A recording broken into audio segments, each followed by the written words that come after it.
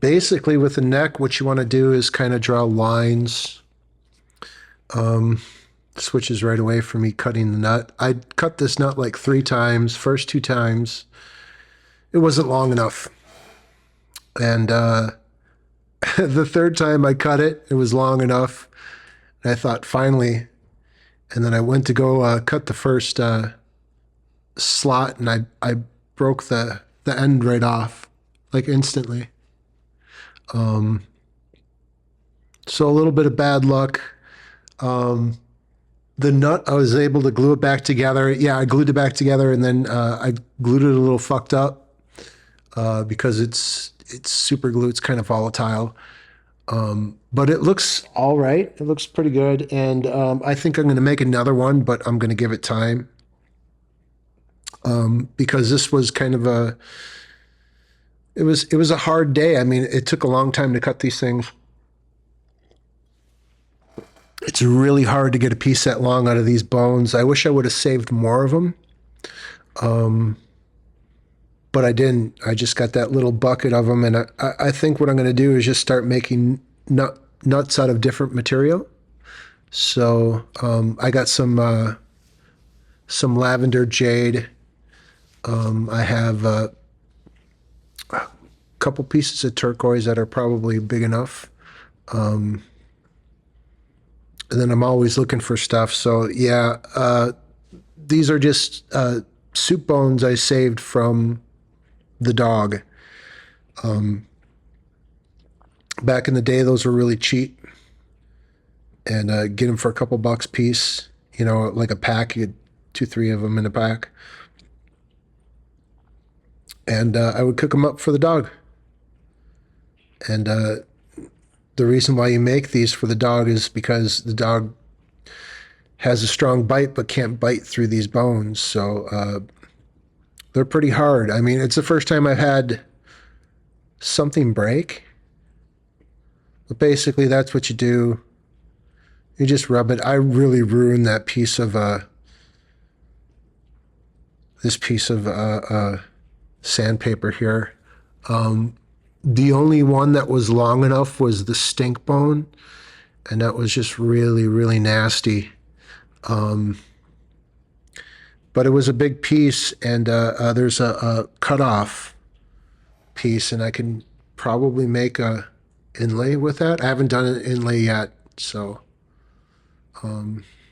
pretty soon I figure out it's too short. I just throw it in the drawer. It'll be good for something else.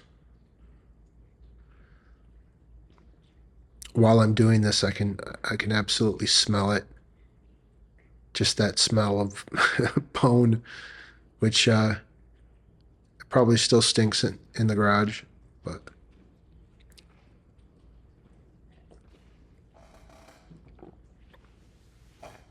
I think this nut is about an inch and 13/16.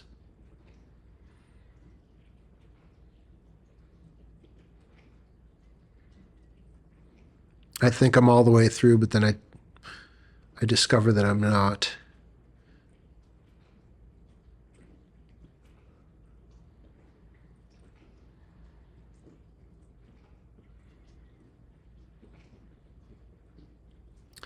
I think I would start the build with the inlay, like doing an inlay at this point just kind of seems, and I don't really want to do one. I mean, I kind of just think I want to do one because I want, you know, to show off a little bit of what I can do, but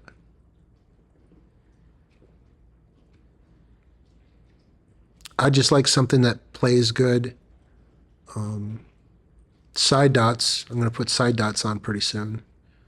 But other than that, it's getting down to the wire. I'm about ready to start gluing stuff together. I filled up my phone today, and then I started carving the neck more end on the neck carve. And now I'm jointing the bottom of the top for the sides. So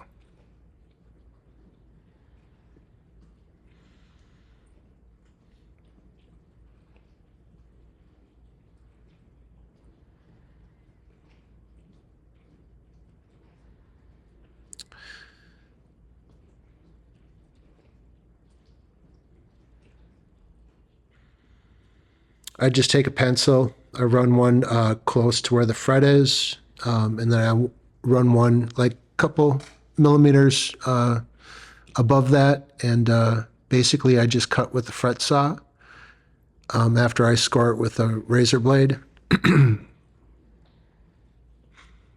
And then I get the files out.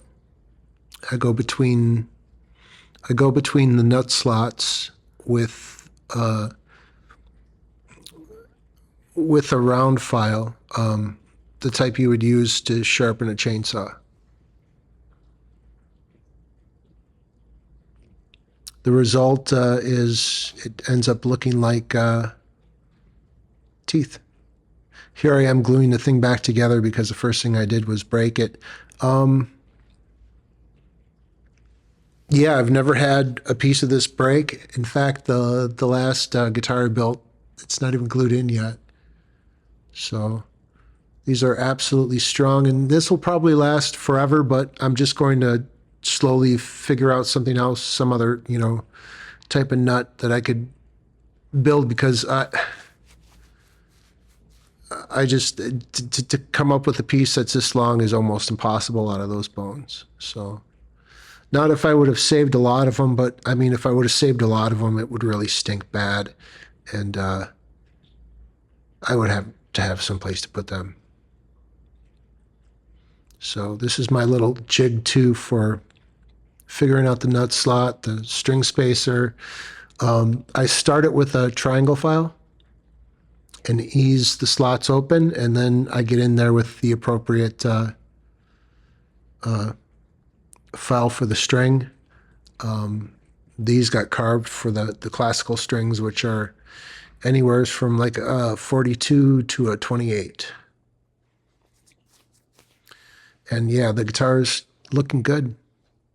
It's coming along. I haven't done too much finish work, but it's really getting there. I hang this now. I'm so paranoid about it flying off the table because it's actually pretty light now. It doesn't weigh very much. I'm taking the card scraper here to the neck. Basically, I drew a bunch of lines on it. I draw a middle line, and I draw a line off the fretboard that I'm not supposed to go past. And then I draw two more lines within that, and then that's the first thing that I take out. Then I draw another series of lines, and then take that out, and then some of it I end up doing with the sander, and now it's very nice and round. I actually get it kind of like a pyramid shape. It goes from like an octagon to a pyramid to rounded over to.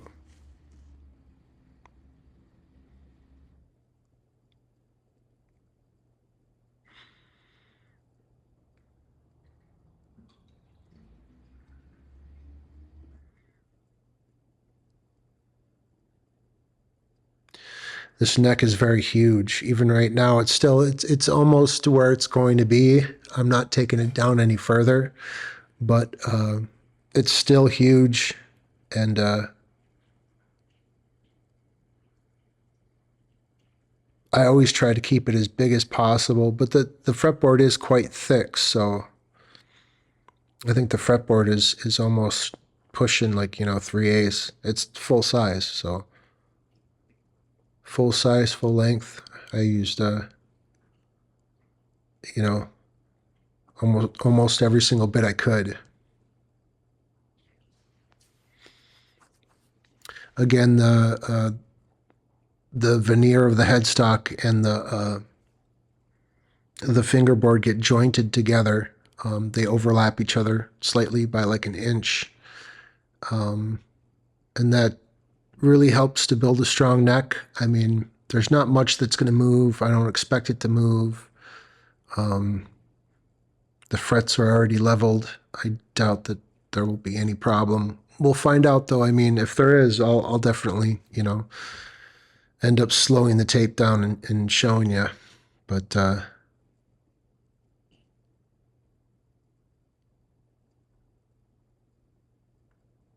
This little scraper is all right, and it does better for woods like this, like the cedar. For the maple, it's almost useless. Even the razor blade on the maple is tough, but you know it's doable.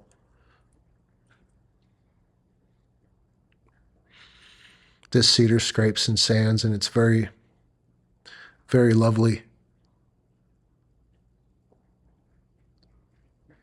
It's not very nice to do it. It's not very nice to breathe it. This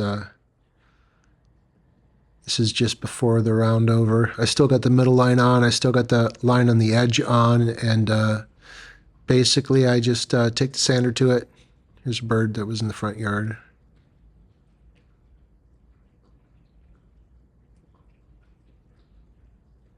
So yeah, I take the sander to it, each side, still getting it to the line. I think I end up scraping it and then sanding it, rolling it over.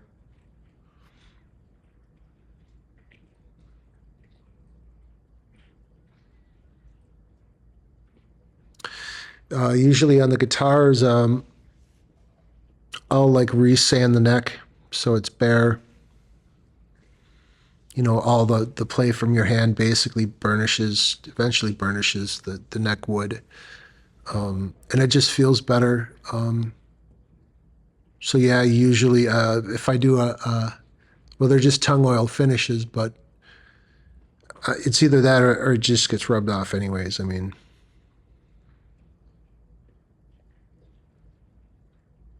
cedar turns a gray color when it oxidizes.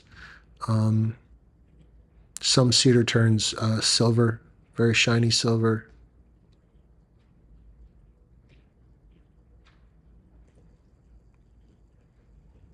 I actually spent a lot of time doing this.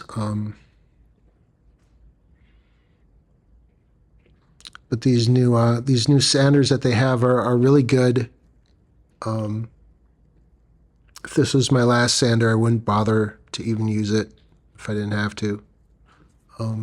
But this thing is really nice. It's very accurate.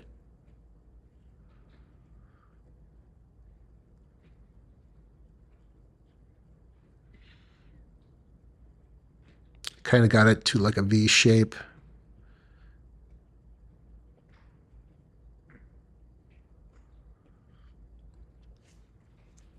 I try to keep these videos like within 15 minutes. Some of it I want to slow down, but you know.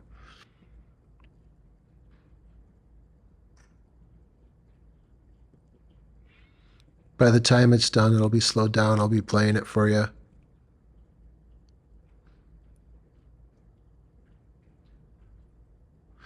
Here I am with the razor blade. This razor blade actually works really good for this. I'm going to end up taping my hands or something because it sucks to hold on to for a while, but it really does the job on the neck.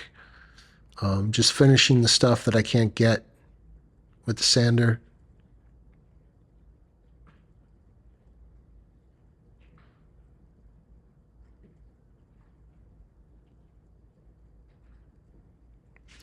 It ends up looking very good. And after I ran out of megabytes on the phone, I just kept going with the blade and kept rounding it over. It feels very good. It looks very good. Gonna put the dots on the side and then get it as perfect as I can towards the body. And then it gets, you know, fitted a little bit more to the top and glued on, and then the top is basically jointed underneath for the neck and whatever sides I make for it. So, yeah, I can't wait to get it together.